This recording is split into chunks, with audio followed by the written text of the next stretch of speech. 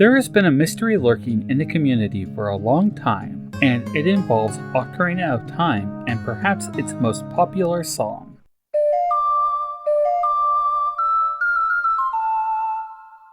The Song of Storms is seemingly born from a time paradox, leading to the 20-year-old question of where did it come from? Unlike some of the other songs we see in the game, the Song of Storms has no apparent origin point. Perhaps a song born of a temporal paradox fits in perfectly with a game featuring the hero of time, and yet the song shows up in Majora's Mask known by another person. My investigation today involves looking into the various musics we see in the games, and trying to determine their true nature. After all, if the same song comes into existence across two different timelines past the point of divergence, there has to be something deeper going on that is worth exploring. I'm Cornelius Belmont, and let's talk about the Song of Storms paradox.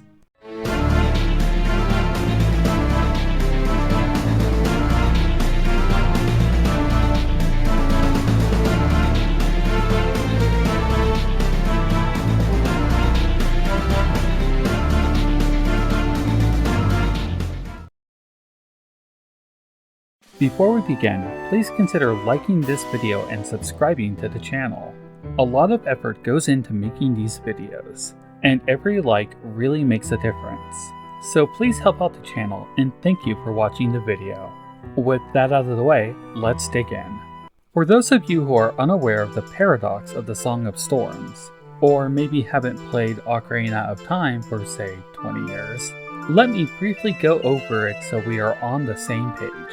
Throughout the later parts of the game, Link needs to access the dungeon under the well in Kakariko Village. This eventually leads to him needing to drain the well when he is a child, and learning how to do so when he is an adult. As an adult, he learns from the windmill man, Guru Guru, that 7 years ago a child came into the room and played a song on his ocarina. The song caused a storm to suddenly appear, resulting in the windmill going out of control. The man was so traumatized by this song that he remembers it 7 years later, and will play it for Link. Repeating after Guru Guru, Link learns the Song of Storms, but in the process summons a storm that causes the windmill to go out of control. Link then goes back to his child self, where he then plays the Song of Storms inside the windmill, causing it to go out of control but drain the well in the process. Link now has access to the mini dungeon, but has also set up the start, or maybe the end, of this paradox. As you can see, the existence of this song seems to be an impossibility. Link ultimately gained knowledge of this song because at some point he had it. And because he had it, it created a circular system with no apparent start or end. This is known as a bootstrap paradox. The catch here is that the song may not be as impossible as it might seem, or at least where its origin comes from.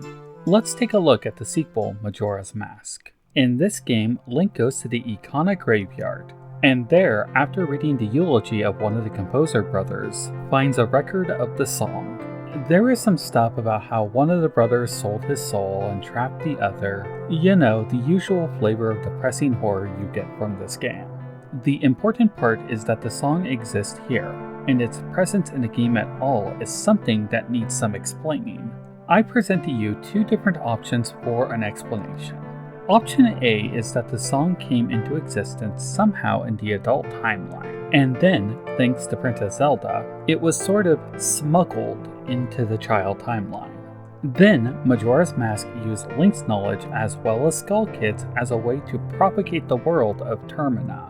Option B is that the song has always existed on some deeper level of the universe, and that it was discovered in these two instances. Let's tackle option A first. So Child Link plays the song, who passes it on to Guru Guru, and he in turn passes it on to adult Link. Link then returns to his younger self to play the song again. We don't actually know the origin of the song unless somehow the Windmill Man is the one who created it, but that seems unlikely. Using this song, Link is able to get the Lens of Truth, which helps in overcoming the Shadow Temple, and that in turn contributes to defeating Ganondorf. Zelda then sends Link back to his childhood with all of his memories intact. This is how Child Link tells Child Zelda about Ganondorf's scheme, which ultimately leads to his execution. With all of Link's memories intact, this is how the Song of Storms would have been smuggled into the child timeline. Later on, when Link finds himself pulled into Termina, we end up coming to the fun and divisive question if Termina is real.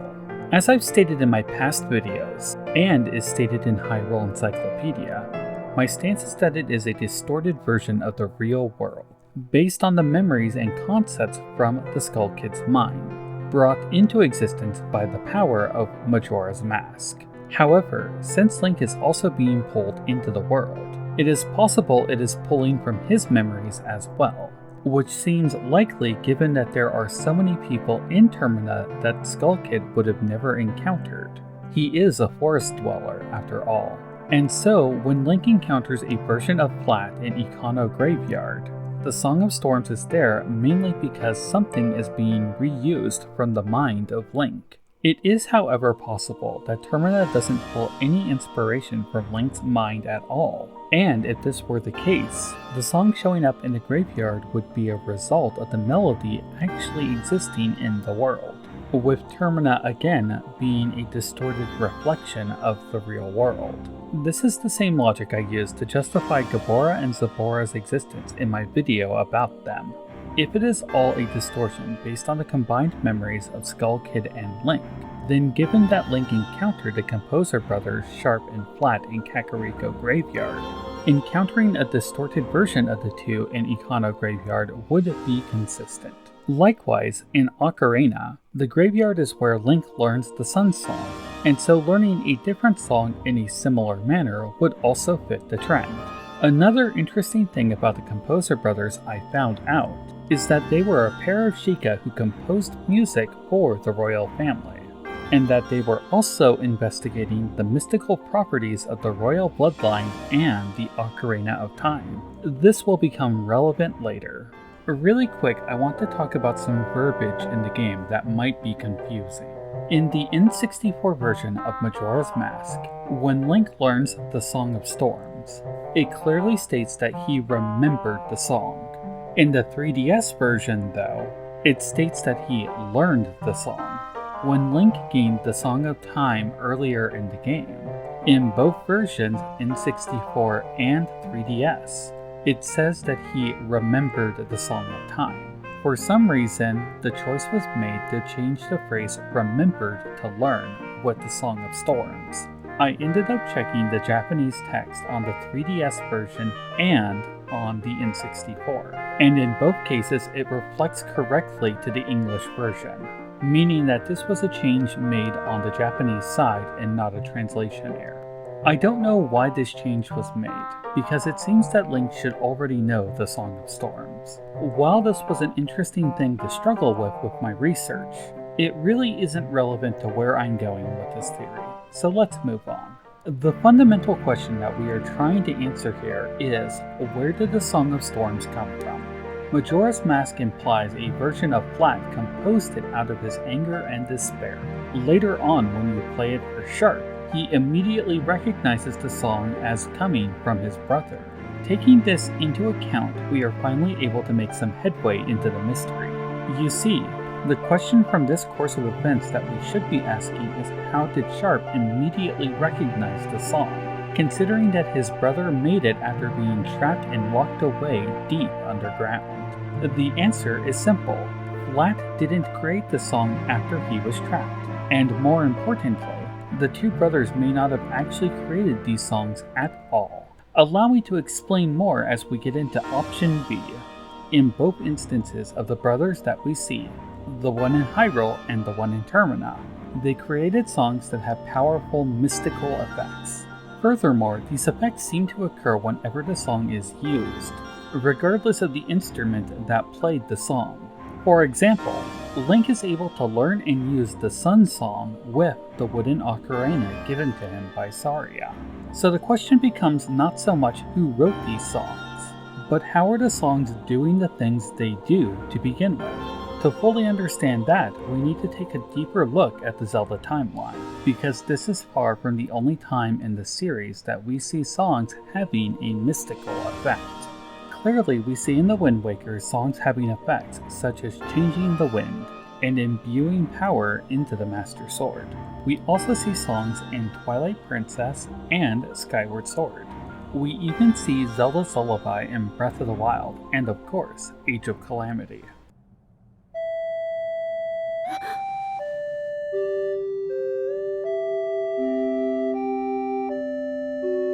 That song. Not all the songs depicted in-game are mystical in nature, though. Epona's song likely doesn't do anything special. It's just a song that Epona was trained to respond to. Other songs such as Zelda's Lullaby, the Sun Song, the Song of Healing, and the Song of Storm, as well as the various travel songs, these all have a mystical power to them. Well, I think that these melodies, or maybe I should say, these sequences of sounds, are tapping into a more fundamental part of reality, something that was likely dictated at creation by Nehru, the goddess of wisdom. As I brought up in past videos, when Nehru contributed to the creation of the world, she created the laws that the world would follow. These not only include things like normal physics, but also the laws that mystical things follow, like magic. It might be easier to think of it less like a song and more like a set of instructions. It just so happens that some of these instructions, perhaps intentionally by their creator, come out sounding pleasant to some of Hyrule's residents, and thus they would eventually be recognized as music. If you take into account that music as we know it already has a lot of mathematics in it, then this idea makes even more sense. So how did these mystical sound instructions become musical readings for our hero to learn? That might vary from game to game a little. For example, in Skyward Sword, the three dragons each keep part of a song that the hero needs, and that song needs to be accompanied with the goddess harp as well as by singing. The songs that we see in Ocarina, or at least some of them, seem to be able to function on a simple wooden ocarina, but some of the other ones, like the Song of Time, may require a special instrument like the Ocarina of Time. It could be that they only became known as music simply because that is how creatures of Hyrule interpreted it. In Ocarina, Impa says something similar when she teaches Link Zelda's Lullaby, stating that the notes have some mystical properties, and that she would play it for Zelda as a lullaby. These notes are so important that over 10,000 years later in Breath of the Wild, they are displayed in the throne room of the kingdom. Going back to the Song of Storms, and the paradox of its existence, well, that's just it. It's not really born out of paradox because the song has always existed. How it became known by Link in the adult timeline, however, that remains a mystery.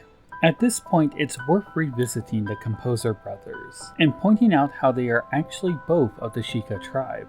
Being born in Kakariko Village, they dedicated themselves to the royal family.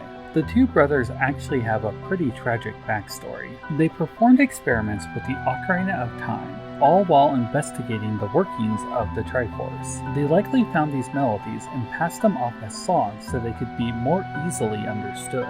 With the royal family gaining knowledge of them, this explains how Sheik is able to teach Link the travel songs. This is also why in Majora's Mask, Sharp is able to recognize the Song of Storms coming from his brother simply by it being played. The ultimate fate of the two brothers, though, is pretty grim. Eventually Ganondorf came to them seeking their research, and instead of handing it over, they chose to take their own lives, all in the service of the royal family. And on that dark note, let's summarize. The Song of Storms was learned by Link in Ocarina of Time due to a bootstrap paradox. These events are isolated to the adult timeline, since Link returned to his past before drawing the Master Sword, and thus never played the song in the windmill. When Link enters Termina, he eventually encounters the spirit of the Composer brother, Flat. Flat leaves a message containing notes for the Song of Storm, which Link relearns.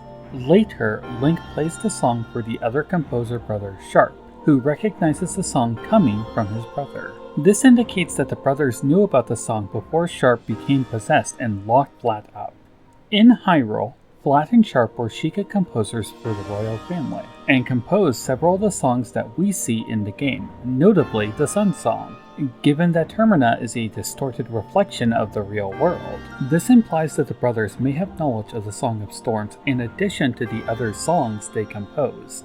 Given the mystical nature of these songs, and that both of the brothers were of the Sheikah tribe, it seems possible that they were actually researching mystical sounds that, when strung together, would produce amazing effects. These sounds were actually tapping into some of the laws set by Goddess Nehru, who had put them in place during creation.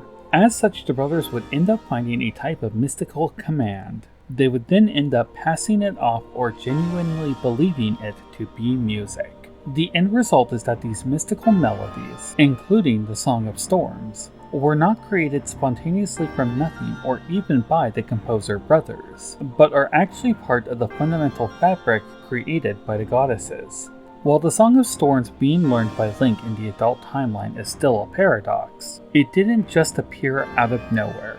Like many of the melodies we see throughout the game, they have been a part of the world ever since creation. One more very last thing to bring up before the ending. As I was finalizing this script, I learned that my fellow YouTuber Thinkafool made a video similar to this one on May 7th, just last week. There are some similarities here and there, but we end up going in different directions, where I am investigating the origins of these mystical songs, and he is talking about multiple links trying to solve the bootstrap paradox. I'll leave a link to his video for you below. It's worth watching. Thank you guys for watching the episode. For the time being, I'm going to continue to focus on Zelda theories, but I'm beginning to plan out some Square Enix related theories for the future. If you enjoy my content, please give the video a like and subscribe. That would really mean a lot to me, and it helps the channel grow. See you next time. This is Cornelius Belmont signing out.